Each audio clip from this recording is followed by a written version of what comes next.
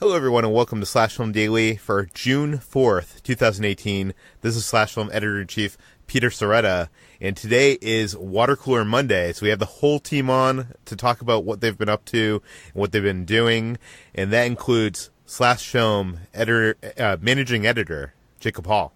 Hello, hello. Weekend Editor Brad Oman. Hey, that's me. Writers Hoai-Tran. Hey everyone. And Chris Evangelista. Hello.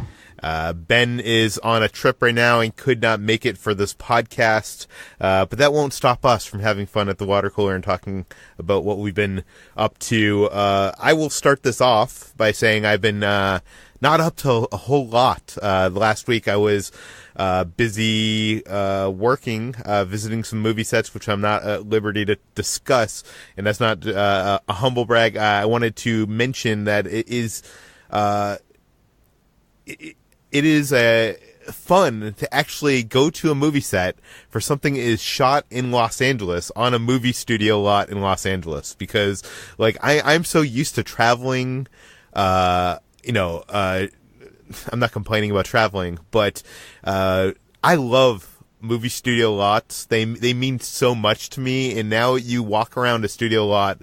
A lot of my screenings in LA are on studio lots, and you walk by these big sound stages that are all taken up by television productions, and most of the film productions have been wowed around the world by tax incentives, and it's just I don't know.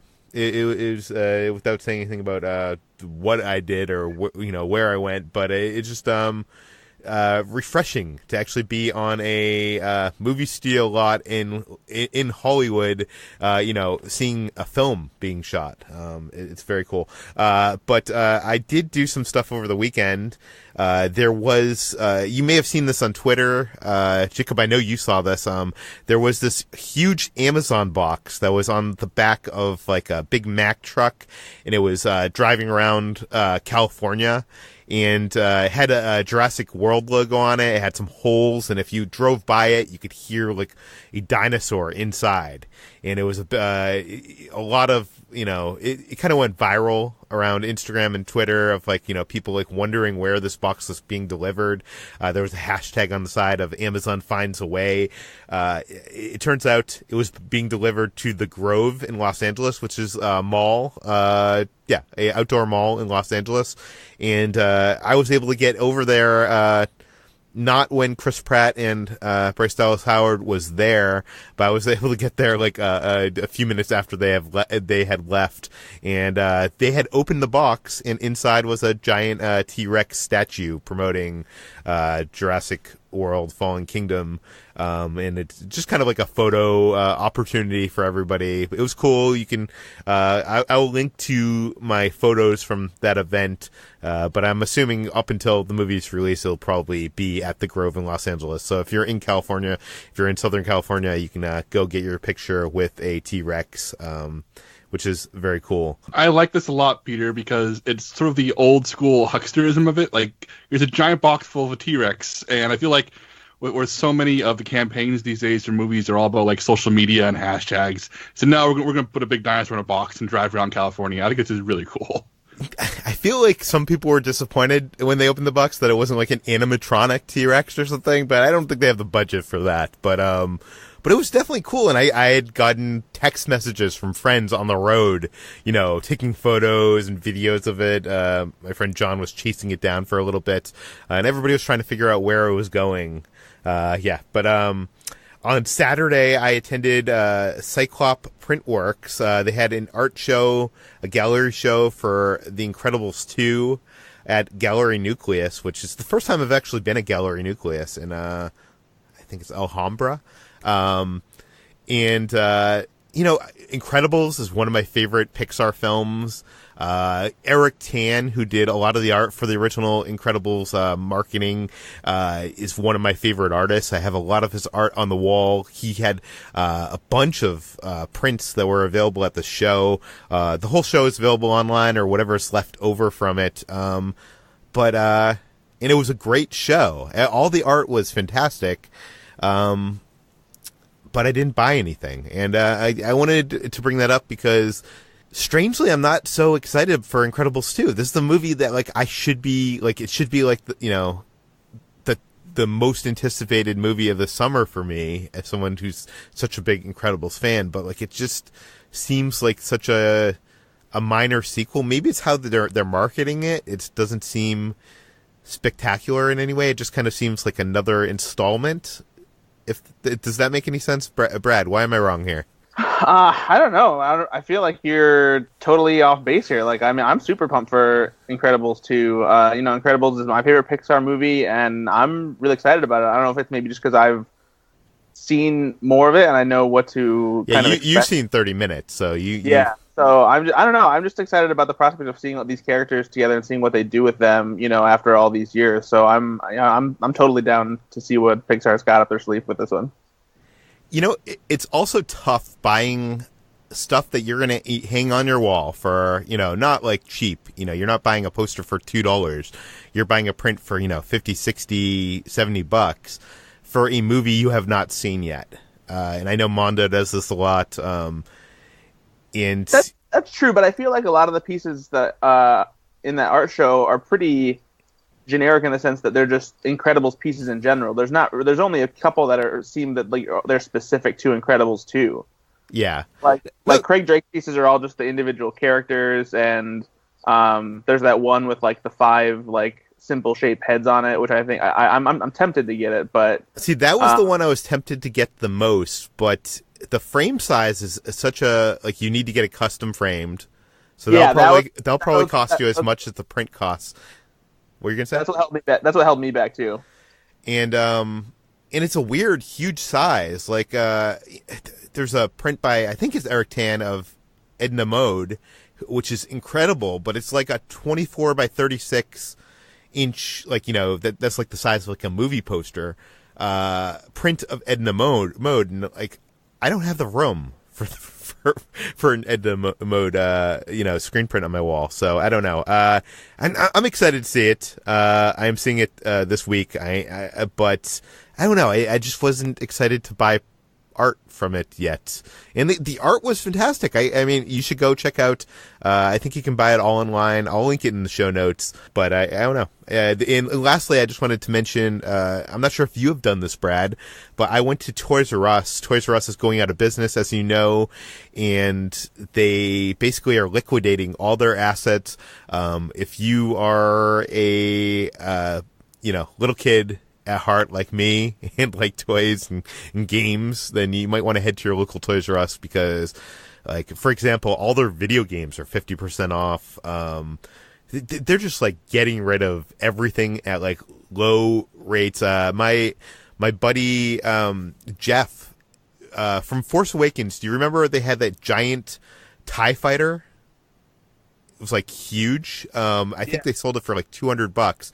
He got it for, I think, $15. What? Yeah, a massive deal. So I know all the Toys R Us I think they might be operating independently. So your deals at your local Toys R Us your mileage may vary. But Brad, have you gone to Toys R Us yet?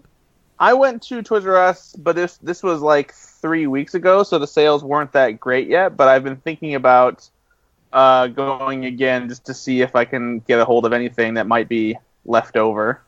Yeah, you can get massive discounts on Lego sets. Of course, it's none of the Lego sets you want, but right. But there might be like something there. Like the Ninjago hot dog stand or something. Yeah. Brad, what have you been up to? What have you been doing? So this past weekend, the Onion Comedy and Arts Festival was happening in Chicago, and so there were a bunch of comedy shows over there. But the only one that I went out of my way to check out was they were doing How Did This Get Made live over in Chicago. So I made sure that I went over there and caught a show. They actually did 4 different shows and 4 different movies, which was awesome. And so the one that I was lucky enough to get into was they did Rad, the 1986 BMX racing movie that isn't actually legally available on home video. It got like a very small release back in the 80s, only made like $400,000 at the box office, has become a cult classic, and the only copies that exist are bootleg copies that are sold from third-party sellers online. So this is kind of cool because everyone who went were people that sought out the movie and really love it, and like in order to make sure people could enjoy it if they hadn't seen the movie yet, they had like a private Vimeo link set up with a password on it so that you could watch it before the show, and it was just so fun because it's Paul Scheer and Jason Mantzoukas and June Diane Raphael together doing their thing, and it was a blast. Like the crowd was great, all the commentary on the movie was hilarious, and it was a lot of fun. Yeah, that show is great. If you're not listening to the podcast, How Did This Get Made, you should check it out. Paul is a listener of this podcast and a great guy. I ran into him at David Blaine last week. And actually, I'm happy to report that Jason is also a listener of the podcast as well. So hi, Paul and Jason. What else have you been up to? Have you been eating anything recently? I did. I ate another weird. I ate another weird thing. I like that your default is like, hey, have you been eating anything? Nah, not this week. I'm off of it. I found out that there are chicken ramen flavored Pringles that exist, and so I had to find them. And they are kind of odd. It's basically wait a second. So I used to eat ramen like out of the package. I'd like break it up and just eat it kind of like chips. Does it taste like that? Yeah. Well, so you've had ramen, and like it comes with that little flavor pack that like gives the noodles either like the chicken flavor or the beef flavor. And basically, it's like if they took the flavor pack and sprinkled it on Pringles. That's what it tastes like. And so it's pretty good. It is similar to if you were the kind of person that would eat the noodles hard as if it was some kind of salty snack, then that's basically what it is, just in Pringles form. Interesting. So would you buy this again? I don't know if I would go out of my way because I like it, but it's not something that I feel like I would have a craving for regularly enough to be like, oh yeah, these are the kind of chips that I like to sit down and snack on casually or something like that. It was more just like I was curious as to how the flavor, was captured like in the form of a Pringle. So if you want to try them, apparently you can only get them at Dollar General stores. You bring up a good point that, a lot of these kind of crazy food items, these seasonal limited food items come out, like Oreo does a lot of them. And I'm so used to like going to Target and buying them up. How many of them are things that you would actually want to come back and return in a non-limited basis? Like, have you had many limited, flavors like this that, like, let's say Oreos? Has there been anything that was just limited and you actually would like to buy on a regular basis? More often than not, it's novelty flavors that I wouldn't really ever see myself going out of my way to buy regularly. There have been a couple though, like they did a cookie dough Oreo that was fantastic. They did a s'mores Oreo with a graham cookie that I love, that I hope that they bring back sometime. So every now and then there is. More often than not, it usually happens with soft drinks, especially Mountain Dew, when they do like their limited flavors that people vote on and stuff like that, or they do, limited edition game fuels that come out as a cross promotion with a big popular video game that's coming out. I'm always kind of disappointed when those go away because some of those flavors are the best. There's particularly a lemonade Mountain Dew that came out a few years ago that was attached to a certain Call of Duty game. I forget which one. And that was like my favorite Mountain Dew ever. It was delicious, and now it's gone, and it hasn't come back at all. So every now and then a new flavor comes along that I wish was a regular thing. Yeah, I feel like most of the novelty Oreo flavors I could just try and never have again. But I do like the fireworks, which they keep they're bringing back again this summer, and cinnamon, which I think you hated. So I just hate cinnamon as a flavor in general. Yeah, Jacob, what have you been up to recently? Well, as listeners may recall from last week was my home adventures of battling spiders, and my home adventures this week are me buying a couch. Just my wife and I went to a new furniture store, opened about 15 minutes from us. We'll go and we'll check it out. We'll see how it is. We'll see if we have any things we can put on the list for long-term purchases, and we left having bought a couch. Jacob, you're like a human version of HGTV right now. But it's a really good couch. It's really deep and really soft. and it's a little bigger than our current one. Our current couch is fine. It was a wedding gift actually from my mother, but it's a case where it was just like, this couch is more expensive. It's softer. It's nicer. It's a couch that I can see myself having for the next decade. You know what I mean? Like when we bought our dining room table with the new house, we said, okay, we're not going to buy some $200 piece of garbage. Just go buy a table that we can see us still using a couple of decades from now. So we made those purchases seriously. We said, what are things that actually are worth the money? Because you're paying for something that's going to last, a lifetime.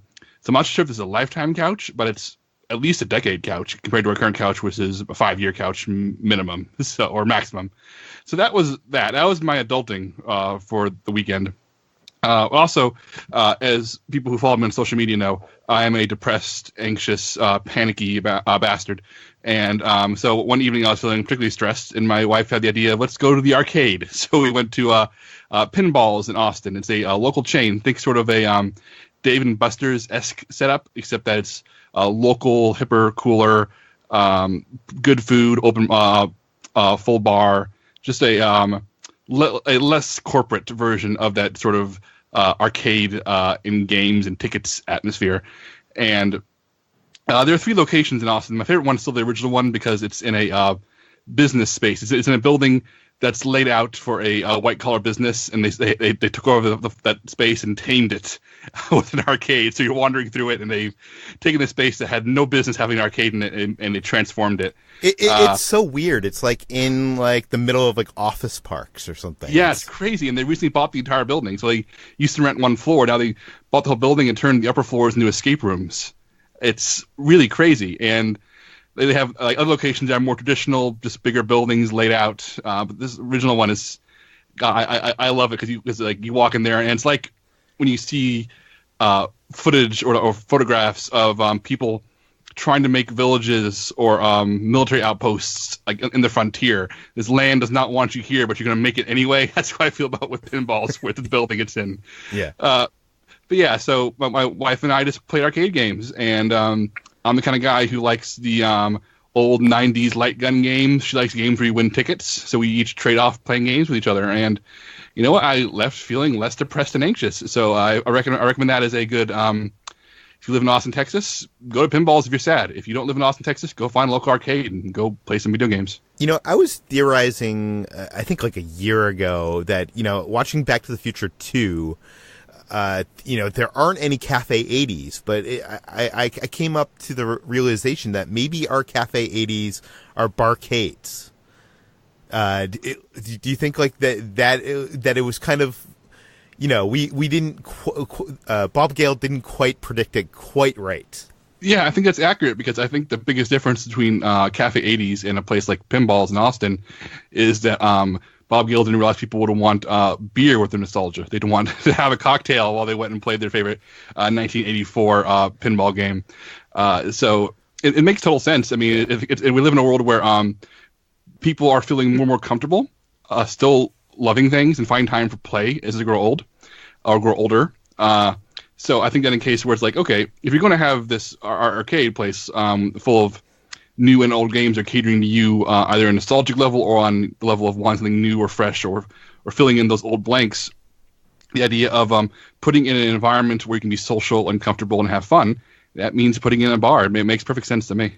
Yes. And HT has also been away on work, business that you can't speak about, but you can tell us where you went and what you did, right?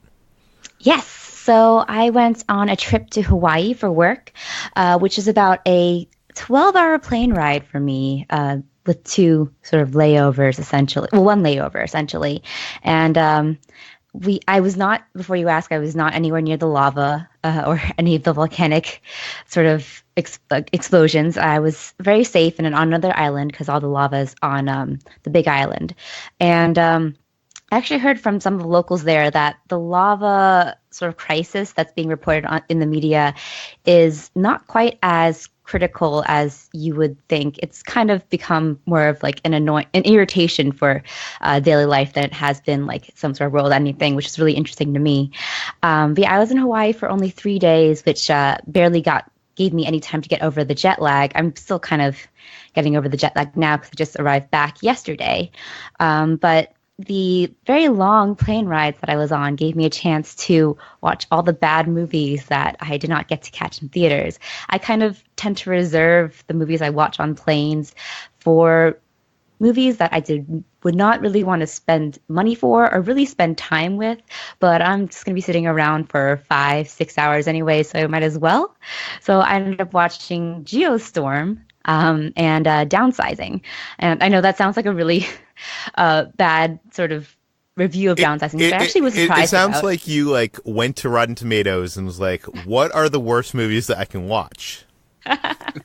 I mean, they don't really have a great selection in the first place, so I was kind of left with a lot of those kind of movies. Although I was a little bit upset sometimes to find movies like Dunkirk on the plane. I'm like, oh, I feel really bad for people who are experiencing Dunkirk for the first time on an airplane. But yeah, sometimes I've seen good movies. Like Downsizing actually pleasantly surprised me in that it wasn't as egregious as I thought it would be. I remember when the movie came out, there were a lot of criticisms actually about Hong Chau's character and her accent. And she's a Vietnamese activist and refugee. And I will say, my hot take for the episode is that her accent is actually the most authentic Vietnamese accent I've heard on film.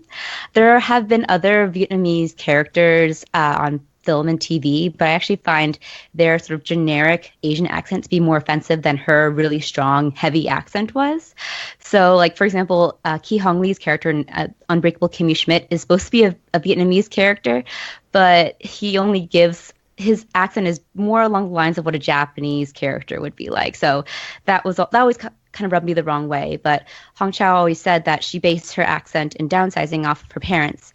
And it reminded me a lot of like older relatives I've had who have similar accents. And while the film has its own slew of problems, her character was actually the least of their problems. But I won't go into it because, Geostorm and Downsizing were just kind of ways for me to while away the long hours on a plane.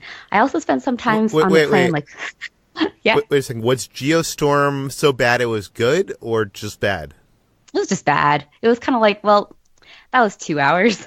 Yeah, that's kind of how I felt. Yeah, what you get from watching it on a plane, you didn't get the full Geostorm experience, HG. If you watch it at home, I know. Sound booming in your ears.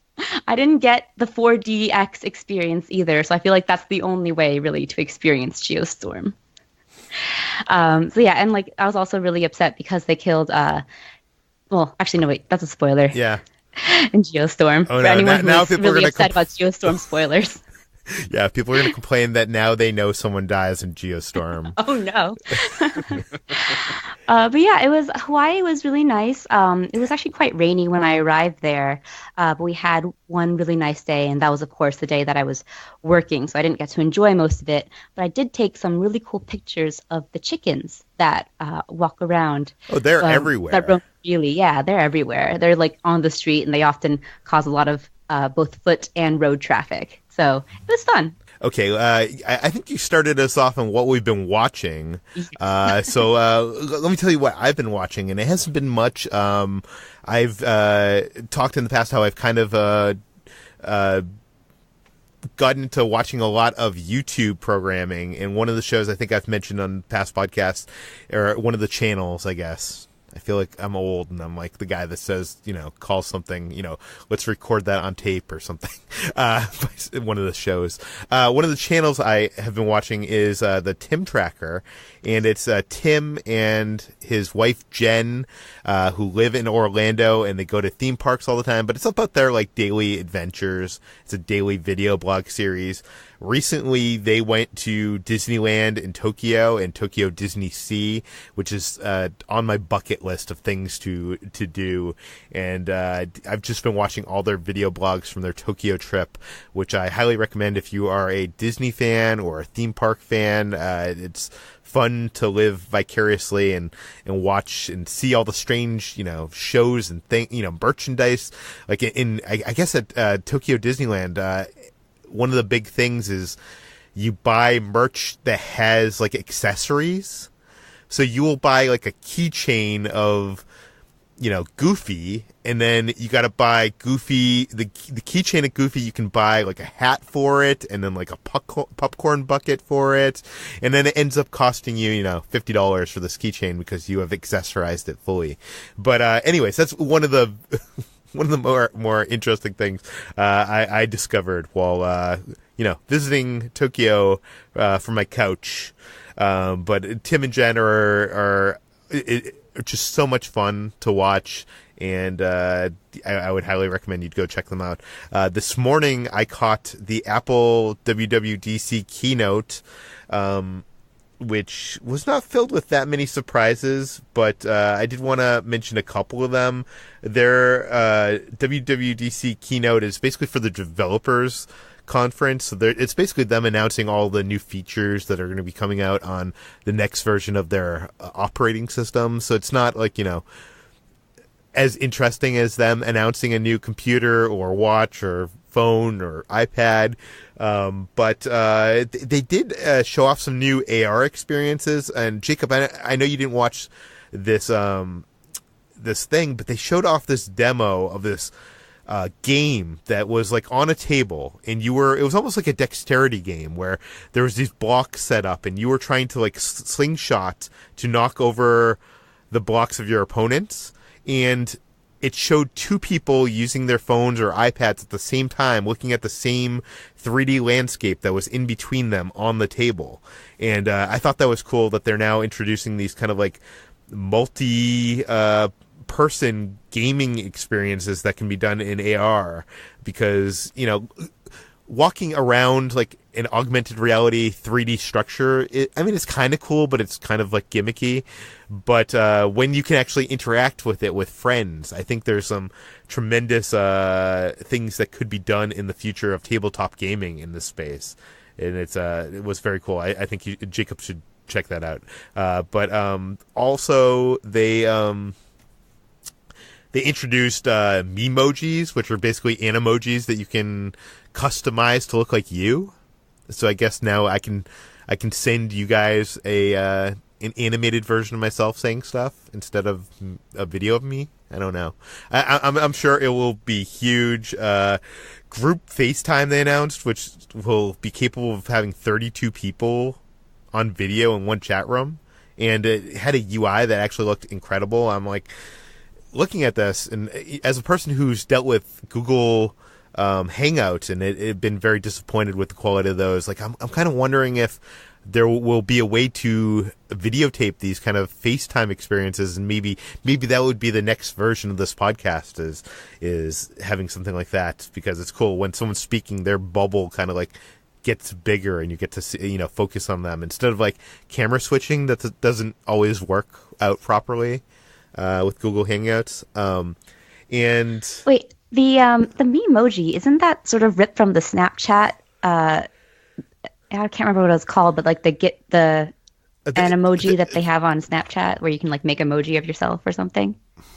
Is it on Snapchat? I know they had Bitmojis, and people would send like pictures, but it was kind of like customized pictures. Right. It wasn't exactly you. So this is you are using the front camera to basically animate the thing, kind of like, did you see the anime emojis, which are like animals?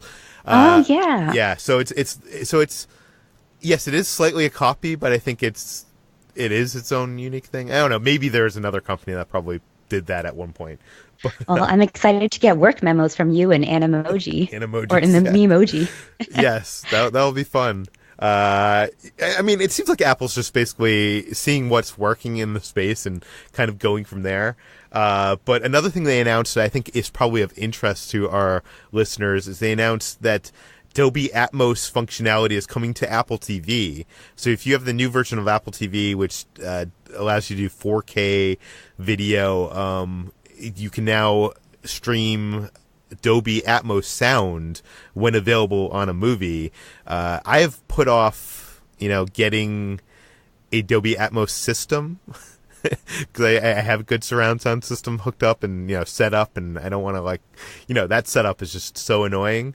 But now that I know, and if you own movies that have Dolby Atmos tracks to them, Apple is for free upgrading all the movies to have the Dolby Atmos tracks. And the 4K movies, which is, I don't know. I think it's really cool of a company like Apple who could easily have, made more money by, selling upgrade kits and stuff like that.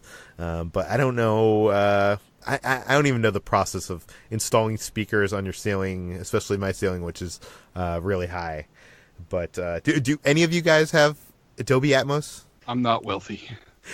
I don't think it's you have to be wealthy. They have sound bars now that are like in the couple $100 range that like shoot the sound up to the ceiling and then it echoes down. I'm not sure how well it works. That sounds like something for rich people, Peter. It's a sound bar. It's for people that don't want. Okay, whatever. Yes, whatever, Richie. I don't even have a 4K TV, so I don't know what I'm talking about. So, but what else did they? One last thing I wanted to talk about that they announced was they announced a bunch of security features for both desktop and mobile that will further prevent cookie tracking in the Safari browser. I know everybody's all about privacy right now, but I wanted to share a bit from the other side of things, the bit of a publisher, a content creator. When the ads that make content providers the most money are ads that are using cookies to dynamically serve you targeted ads. So like HT, if you are looking at Miyazaki movies on Amazon, and you go into /film and it sees those cookies in some way, it serves you like, an ad for the latest Miyazaki Blu-ray. And those ads pay more. Again, now people are all, getting crazy about privacy and they don't want that. So what's going to happen? We don't know, but I would predict what's going to happen is once this gets rolled out in the future versions of Safari on iOS and the desktop operating systems, a lot of these websites are going to be making a lot less in advertising revenue, and likely that could lead to more widespread clickbait, could lead to more advertorials, putting ads in content, and I don't know. Some of your favorite websites might go out of business because of something like this, and it's just sad. Like, I know we all value privacy. Like, I don't not value my privacy, but it's sad that this measures like this, I think, are going to push the internet into a horrible place to be. Like, the people that are going to be making money are going to be the bad people and not the good people. So, anyways, not to make it all serious and stuff, but I wanted to bring that up. And one thing I have not been watching recently is Westworld. Kitra has been away because her mom is sick, and I've kind of decided not to watch it without her. But it's also, I'm not like super excited to see it. And which is weird because the season 1 of Westworld, I think, was like my new favorite TV show. And Chris, I know you're writing and reviewing about Westworld on the site. Are you feeling the same way? Like, what is it about this season that like just doesn't seem as good? So when I did the pre-air review, HBO gave me the first 5 episodes, and I watched them back to back. And I really liked them. I actually thought they were an improvement over season 1, which I also liked. But doing the weekly reviews, I've been sort of growing tired with it. And last night's episode in particular, I was just like... And no spoilers, I haven't seen it.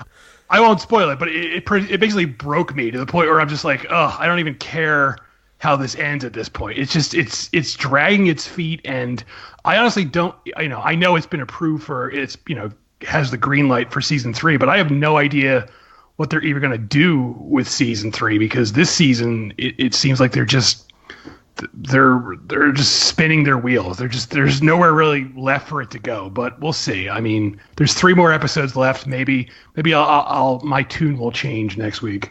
Is anyone here still excited about Westworld?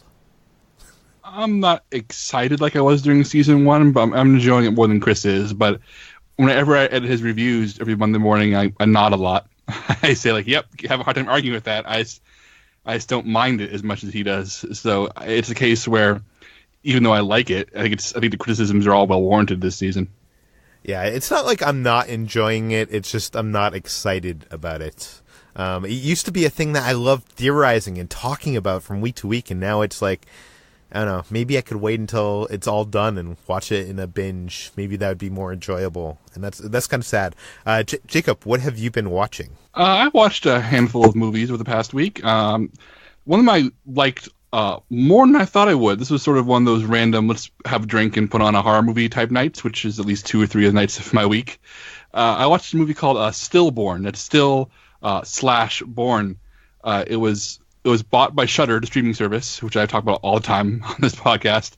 And they premiered it on their service in May, I believe. And it's about a new mother who gives birth to twins, one of whom dies in childbirth, and takes her surviving child home and finds that something otherworldly is threatening her baby, or maybe not. The question of whether or not she's going insane or there actually is some kind of force out to harm her child is the question the movie balances on from beginning to end. And it's a tight 87 minutes, directed by a newcomer named Brandon Christensen. And I thought I was going to get some schlock, but it's a good movie. It has good performances, has good scares of the jump and the dread variety.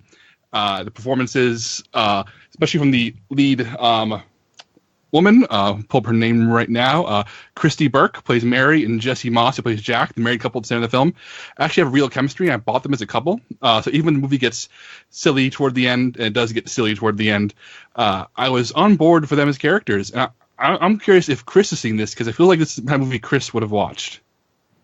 I have not seen this yet. I have it in my Shudder queue, but I have yet to watch it. Yeah, I was pleasantly surprised, Chris. I know it has some of the things that you don't like about modern horror movies. I know it has probably a few too many score-infused jump scares, but there's some good stuff in here, and there's some good imagery and good acting, and a very small performance from Michael Ironside, who is always welcome to see. And we followed up with a bad movie, a very bad movie called Altitude, 2010 horror movie. Takes place almost entirely in a small 5-person plane. About a group this sounds awesome. This already sounds awesome. It's this teenage pilot and her 4 teenage friends go on a plane. Plane malfunctions, and they fly into a dark cloud inhabited by a tentacled monster that starts attacking the plane. And oh boy, is it bad. It has the feeling of a Sci-Fi Channel original movie. The acting's bad. The characters are just unusually hard to deal with. Like, I feel like with horror movies, we sometimes just kind of roll our eyes at a bad character or a one-note character and say, yep, okay, this is territory, goes with the genre, we have to deal with it sometimes. But all 5 of the people in this movie are just unbearable. And by the time the movie kind of reveals what's going on, where this monster came from, why it's there, what's going on, and sort of tries to tie all the pieces together, it's laughable. It is it's not even in a good way. I was kind of bored silly by it, and I feel like it didn't even scratch my bad horror movie itch. Altitude, it's a bad movie. Don't watch it. It's streaming on Netflix, I think, but don't watch it. But I guess to take the 180 turn here, the other movie I want to talk about briefly is I rewatched The Incredibles for the first time in years. And I've always been a fan. I always liked it. But that movie holds up. I mean, the animation's primitive by modern standards, but I feel like Brad Bird tapped into something special that I think lots of modern superhero movies and live action don't get.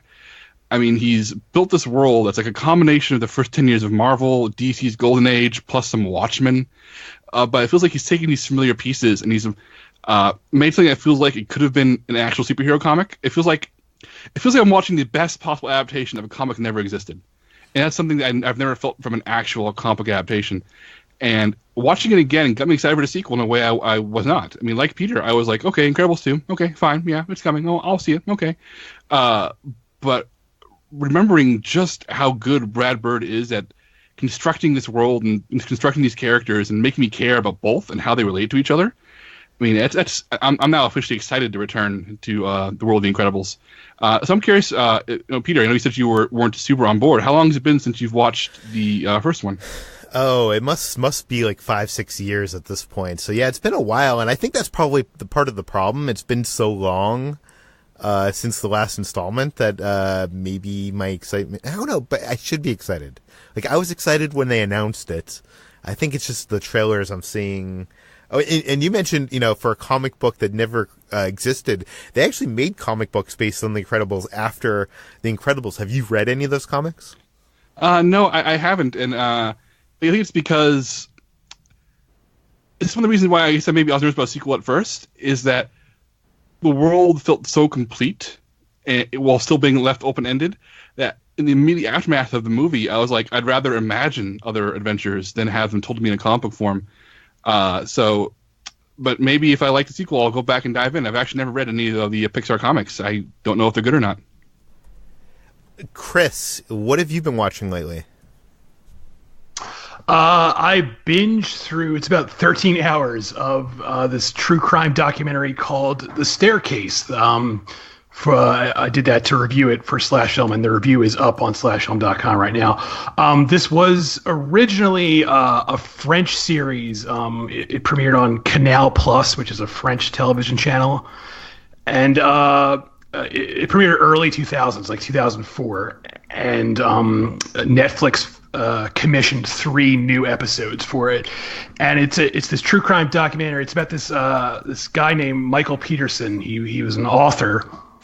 And he one night his wife was found at the bottom of the staircase, dead in their home. And his story was she fell down the steps and died, but the state and the prosecutors were convinced he killed her. So it turned to this whole trial. And I don't want to use the term spoiler because it's a true story, but I won't get into spoilers and tell you what happened. But this documentary, the filmmakers were embedded with Michael Peterson and his family and the lawyers. So it basically covers the beginning of his indictment all the way through his trial. And the Netflix episodes update, what's happened since the series ends. And it's very good. It's a lot different than most modern true crime series because it's not as sensationalized. It's more laid back. It's more casual. And like a lot of the episodes are really about just how mundane and tedious being on trial can be. Just going through all this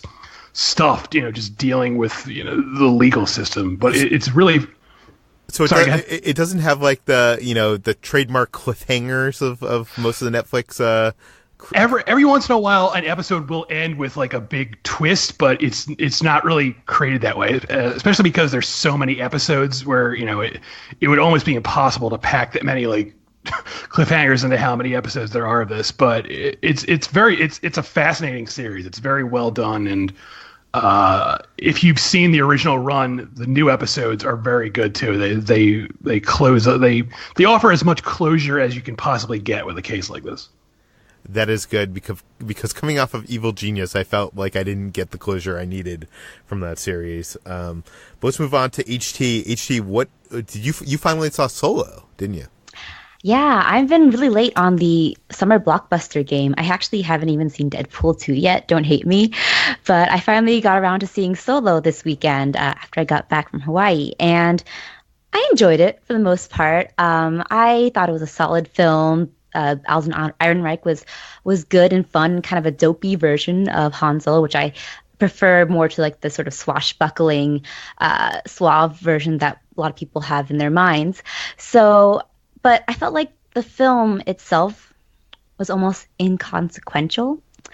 And I say that not as like in a bad way, but I felt like maybe it's because the stakes don't feel quite as elevated because, our beloved characters, Han and Chewie, will get out alive.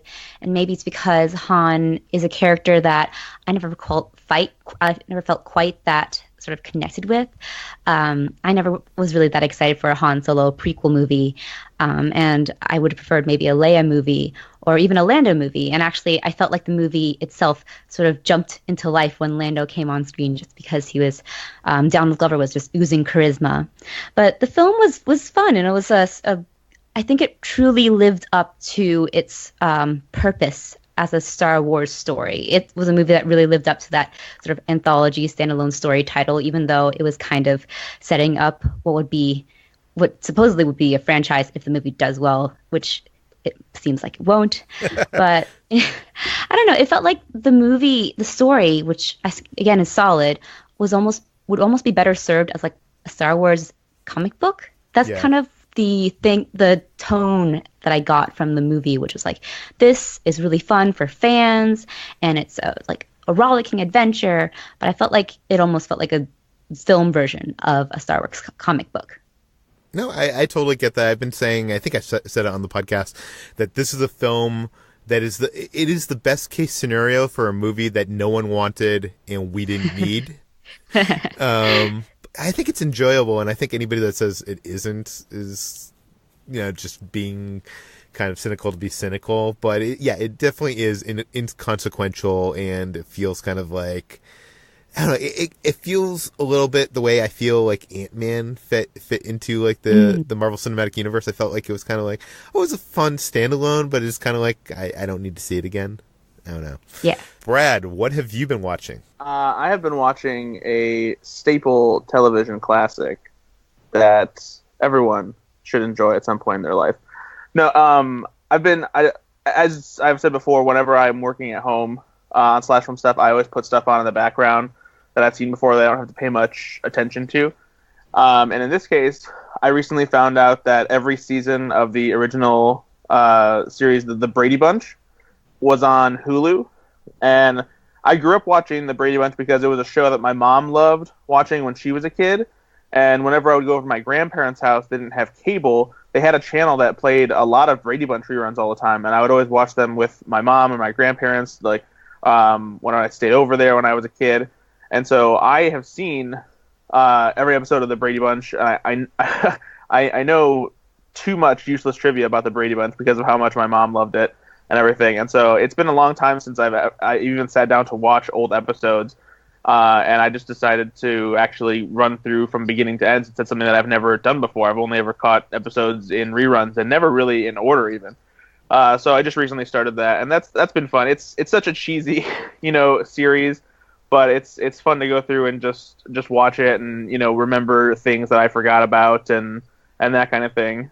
And also the Brady Bunch movies, I think, are available on Amazon, and I actually like them just because of how many fun nods there are to the original series. And it's honestly just a solid parody, like, not quite in the vein of The Naked Gun, but almost there. Yeah, no, I also grew up watching the Brady Bunch. There must have been a channel, it must have been the same channel that played reruns in like the afternoons.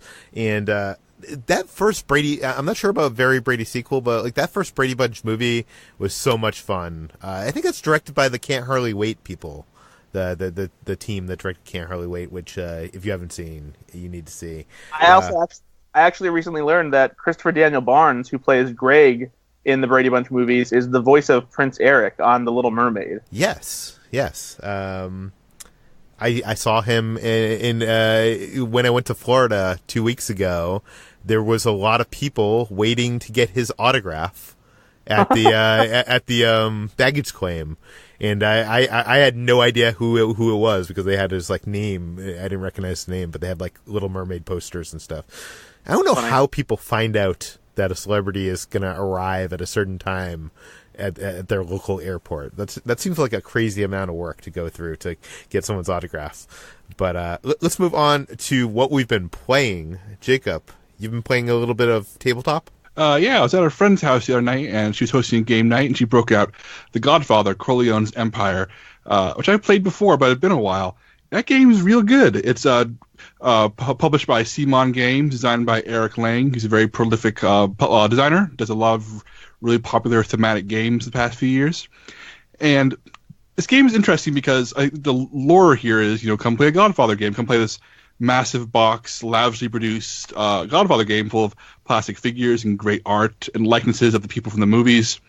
And the premise is everybody's trying to make the most money. They're running their mafia family through New York City, trying to take over businesses, trying to get each other down, trying to be in the right place at the right time to make the most profit, negotiate, get things done.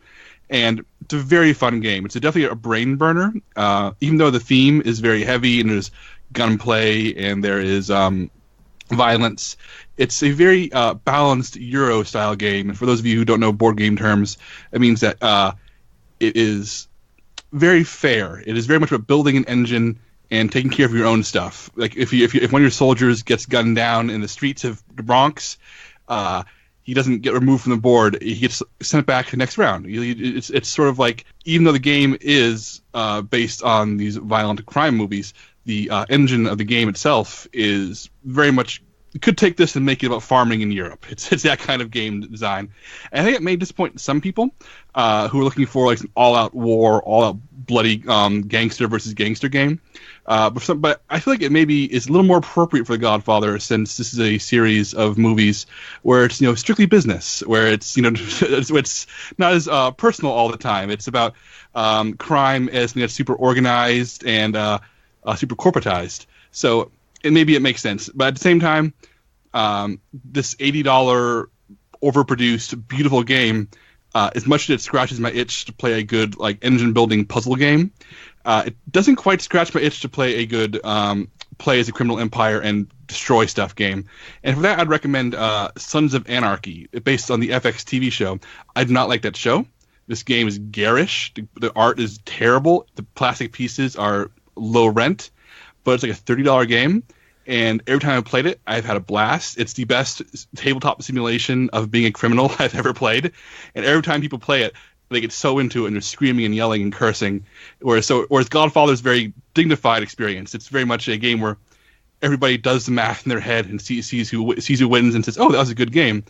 Sins of Anarchy is the kind of game where you leave the table yelling and cursing and saying, "I'll get you next time." So if you want a crime game, those are probably two options depending on what your mood is.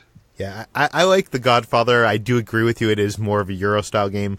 I could not get into Sons of Anarchy, the TV series, so I've never tried out the tabletop game. Do I need to know any of the characters or anything from the show to enjoy that game? Not at all. Not at all. You just get a character sheet that is like the name of the gang, and and that's all it is. Everything else is just like names of locations and anonymous bikers who make up your troops. You don't need to know the show at all. All you gotta know is I'm gonna make a biker gang and sell drugs and shoot people, and that's all you need to know. Okay, Brad, what have you been playing? So I have, again, not really been playing any games, but just messing around with some new music. And we don't really have a "What have you been listening to" category, so I just like to shoehorn my stuff in here. Because I found out that John Mayer has a new single called "New Light," and I've always enjoyed the music of John Mayer. His more recent stuff hasn't necessarily been my favorite of his, but I've just always liked his sound. He's an incredibly skilled guitarist. He's a good lyricist, and I've always enjoyed his music. And so he has a new single called "New Light." It's pretty good. It has a little bit of like a 1970s lighter funk sound to it. Feels retro without being, without pandering to nostalgia necessarily. And yeah, it's pretty catchy, and yeah, I like it. So I'm interested to see what his new album is going to be like. Okay, let's move on to what we've been reading. Jacob, you're always reading something. What have you been reading this week? I'm having very bittersweet feelings about Dark Horse Comics' Harrow County, a horror comic created by Cullen Bunn and Tyler Crook, who do the writing and the art for the series. It's coming to an end after 32 issues. Issue 31 just came out last week, and this is a near perfect horror comic. It is. I don't want to say too much because it has a lot of twists and turns, and the comic that is in issue 1 is not the comic that is in issue 5. I know Sci-Fi bought the rights for a TV show a couple years back, and we haven't heard anything. But it's this deep South horror about a girl who learns she's a reincarnation of a witch in this small southern town, and about how she uses her powers for good, or tries to, while she navigates this sort of horror fantasy world full of monsters and demons and ghosts. And it really feels like a great campfire story. Like someone took all the campfire stories of the South and built them into this sort of a plot that recalls Vertical Comics' Sandman. So if the idea of Southern Gothic horror Sandman sounds like your comic book, you need to pick this up. And coming to an end, but the series will be all collected in trade paperbacks, and Dark Horse has announced some oversized hardcovers that'll collect the series in larger formats, and it's remarkably good. And for those of you who follow my thoughts on comics, it's pretty much a horror equivalent of Saga, which is a sci-fi fantasy comic that's been my favorite comic for years now. And Saga and Harrow County have been my go-to comics. Like when someone says, "What should I read?" I say these two. And now it's coming to an end. It has a definitive 32-issue run, and if you have any interest at all in like this kind of storytelling, read this. It is really good. And on a different note, I found a book at the used bookstore the other day.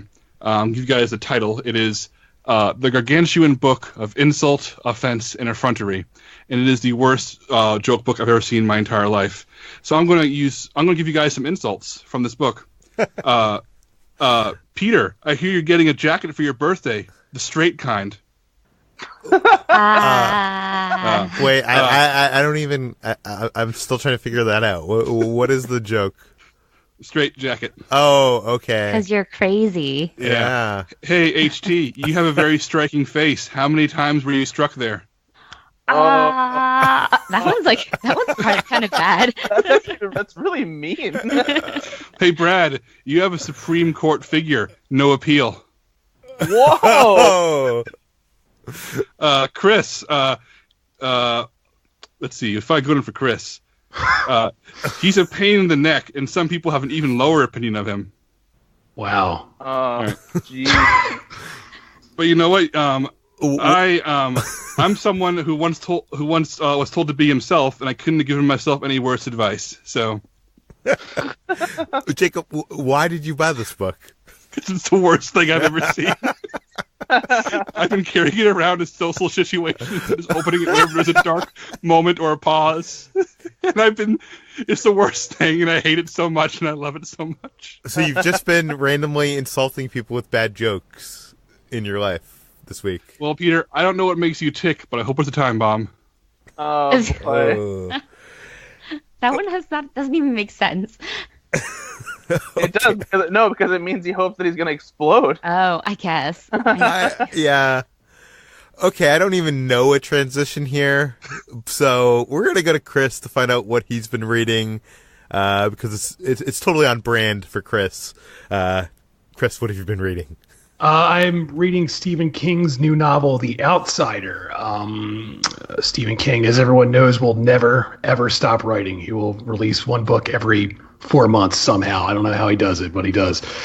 And I haven't finished this yet. It's okay so far. This is more of a mystery. Stephen King has this series called the Bill Hodges series, and it's these books like Finders Keepers and Mr. Mercedes, and they're more like mysteries, which I'm not really into. And so this is like a blend of that, but with the supernatural. It's got a really cool premise where this guy gets arrested for killing a kid from his town, but this guy has like the most airtight alibi anyone could ever have. There's actually footage of him elsewhere while the murder is happening, but there's also a mountain of forensic evidence that says he did it, and there's actually witnesses who saw him committing the crime. So it's this really weird story about, how can this one guy be in two places at once. And it's okay so far. I haven't finished it yet. It's not my favorite Stephen King book, but I'm always up for more Stephen King. Like, how does he produce this much work on a regular basis? Like, do you think he has anybody helping him out? Like, I know some of the most, like the famous sculpture artists of the Renaissance, like, had teams of people helping them out. Does Stephen King have people? No, he just, that's literally all he does is just write. He just writes literally morning to night. I mean, if you ever read he has a book called On Writing where he describes his process, where he literally just he just wakes up and just immediately starts writing, no matter what day it is, no matter what, time of the year it is. He just wakes up and he writes basically from morning to night, and, I'll stop for lunch and that's it. And he's just constantly working, and it's kind of insane. So it's probably more so where like a normal writer, is working and self-editing and submitting the good ideas and the good stuff that they get down to. He's able to publish everything he writes or that comes into his head, I assume. Yeah. It's like, other writers that got to go through, a query letter and all this stuff, whereas his name alone guarantees anything he writes, someone will approve it. So he doesn't have to worry about pitching, basically. He can literally just do whatever he wants. I'm still amazed that someone on his caliber is, usually when you're on the caliber, you don't feel like you have to produce that much content and that much work, that much art. But consistently, he's still, I'm not sure if he, needs the money or he's just like, that's what he loves doing. I guess that's probably what he loves doing. But it's insane. HT, what have you been reading? Well, I didn't take any of you guys' recommendations from last week, and for my plane ride, I read all of Haruki Murakami's. Wait. It's okay. It's okay. Jacob, feed me a joke here. Okay. Oh boy. Okay. HT, since you did not read our books,